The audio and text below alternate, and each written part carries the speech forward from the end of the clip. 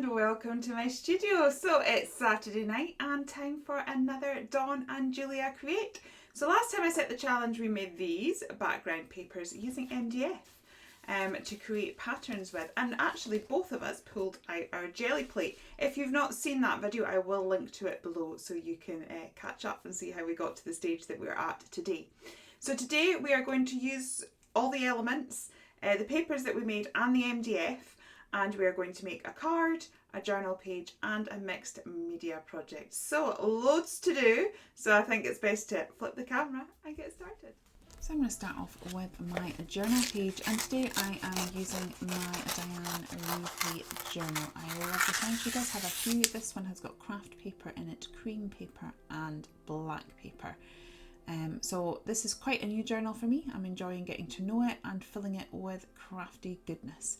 So I started off just by tearing the page there, and then what I'm also going to do is some of those scraps, I'm just going to also use them on the page. I quite like doing that. It helps to add interest and texture to the page, but it also helps to use up the scraps because, you know, I wouldn't throw them away, but then when they're random bits on their own, they can be harder to get your head around how to use them. Whereas if I just use them then and there on the page that I'm working on, I find that quite useful and it works for me. So that's what I've done there.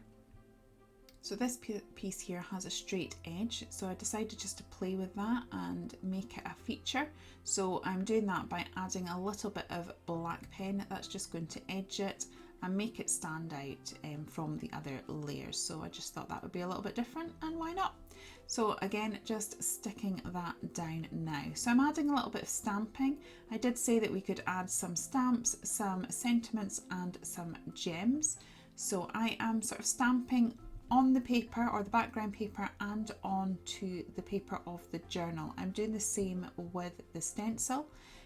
So again, I am using the same as I did before, picked raspberry, and that is just to make the whole sort of page and the topper blend together and look as one. I've stamped out the girl's face and I'm just now going to mat this out with some gesso. The reason being that I want to colour on it with my coloured pencils. I'm using Prismacolor pencils here and gradually building up the layers. Now the good thing to note is that pencils need a tooth, and it's good to use lots of light pressure and layers to build it up. You are not going to get something perfect with this particular make because although we do have a tooth on this paper, it has already been partially filled with the various inks that we've previously used. And the gesso will help with that a little bit, but not fully. So it's a good way of embracing imperfection. We're going to get a nice look, we're going to get an arty look, but we're not going to get perfect blending, but I think it still works. I decided to go for a teal butterfly just to go at the opposite end of the colour wheel, and it'll help it really pop against all those pinks and yellows. Now you find when you use your pencils over an image like this, you can lose the definition. So I'm just tracing those lines back in with my black pen, then adding a little bit of white doodleage to make it all pop. I'm getting out my Inktense Derwent pencil here, and this is just to help me do the shadowing. I just find this will help it to sink into the background page and again give that impression of it all looking like one piece. Finally, a little bit of Kuretake Gansei Tambi. I love this gold, it dries beautifully, and some of Dawn's sentiments to finish off the page. Now I'm working on my card. So the first thing I am going to do is sort of measure it by eye, because that's the only sort of measuring that I do, and cut that down to fit my card base.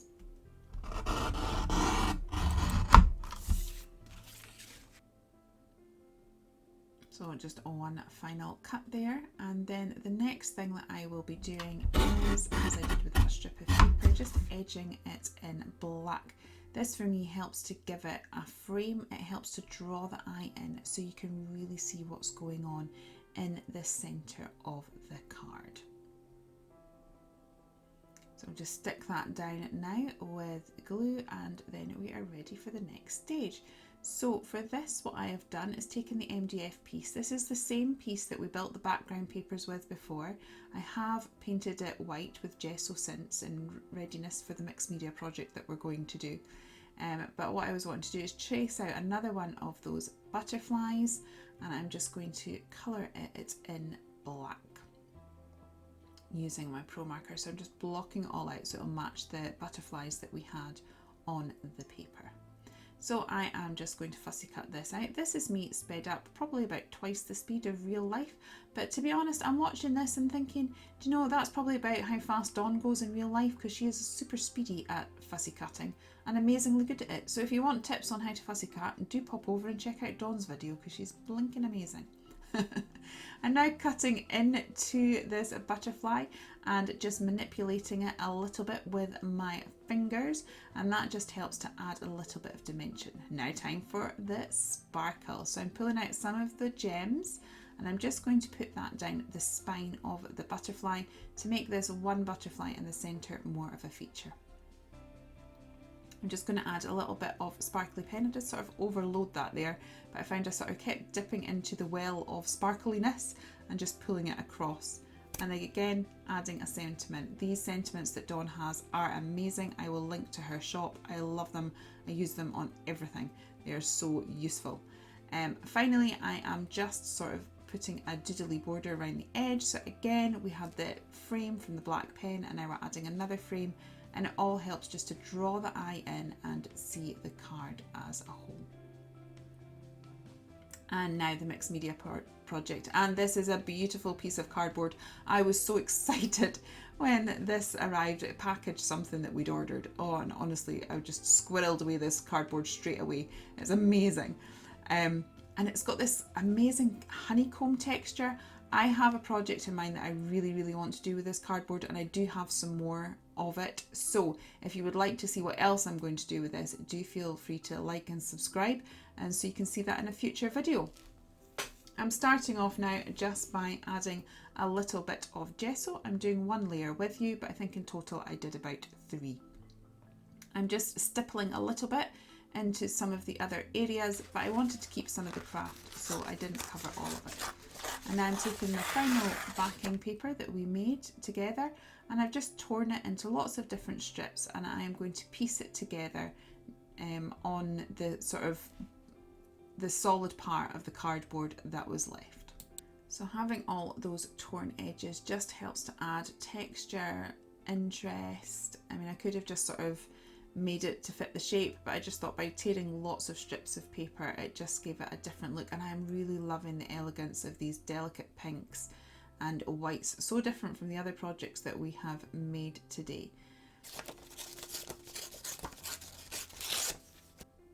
So again, just fitting all of these pieces on until I've roughly kind of got the same shape that was left before, but we've just prettied it up a little bit. So now time for some souffle. I love this stuff, it's amazing. It's like a texture paste and a glitter all in one. Unfortunately, Craftbox have stopped making it, but you know, I have been speaking to another brand that might bring something at some point. So I am just sort of filling in some of these hexagon rivet gap things with some of this glittery goodness. It's going to look amazing when it's dry. And here is the MDF that, as I said, has had some gesso treatment, so we're ready to make it match this project. So this is what I mean, we have had so much use out of this MDF. We used it to make the backing papers, and now it's going to make the most beautiful embellishments.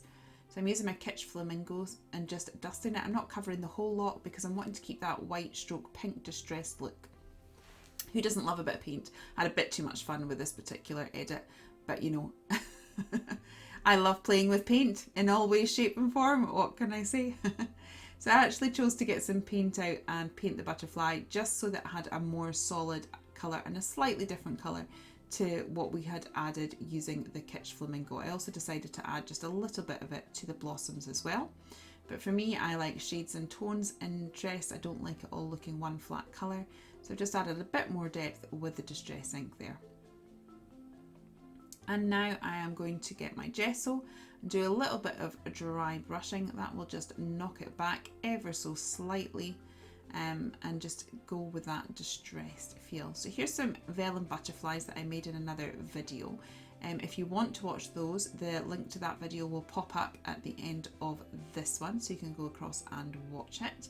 And I am just adding some bling now to the centre of the butterflies and into the middle of the cherry blossoms.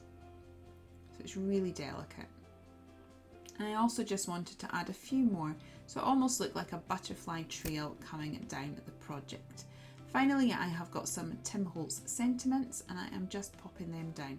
I like them in threes, so that is me popping it down like that. I cannot wait to see what Dawn has done. She's an amazing, talented crafter, so please do pop across to see how she's approached this challenge. So glad to have had your company, and I will be back very soon with some more crafty goodness. Take care and goodbye.